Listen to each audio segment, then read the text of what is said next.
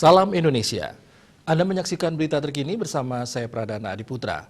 Pemirsa, sejak beberapa minggu lalu kasus positif COVID-19 di Denpasar terus melandai. Bahkan kini sebanyak 33 dari 43 desa kelurahan sudah masuk zona hijau.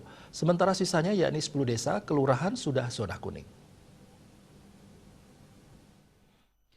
Jubir Satgas Penanganan COVID-19 Denpasar, Dewa Gederai mengatakan perkembangan kasus positif COVID-19 di Denpasar terus mengalami penurunan. Bahkan sebanyak 23 desa kelurahan memiliki 0 kasus positif COVID-19.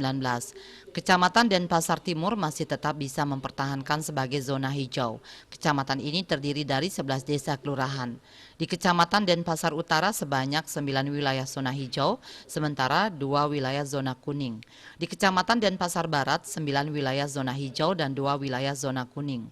Di Denpasar Selatan, sebanyak 4 wilayah zona hijau, 6 wilayah zona kuning. Pihaknya berharap kasus terus mengalami penurunan sehingga semua wilayah bisa segera zona hijau. Wilayah yang masih memiliki kasus positif COVID-19 yang tinggi tetap menjadi atensi. Di wilayah tersebut pihaknya menggencarkan sidak protokol kesehatan termasuk peningkatan testing serta tracing.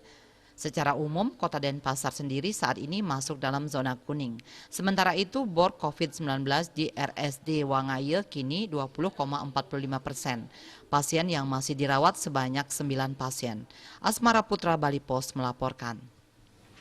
Untuk mencegah penyebaran COVID-19, ingat pesan Ibu selalu terapkan 3M, wajib memakai masker, wajib mencuci tangan, dan wajib menjaga jarak, serta wajib menghindari kerumunan. Dengan penerapan perilaku 3M, Indonesia segera terbebas virus corona menuju Indonesia maju. Pemirsa, update terus informasi Anda dengan subscribe dan like YouTube channel Bali TV @newsbalitv. Tetaplah bersama Bali TV. Salam Indonesia.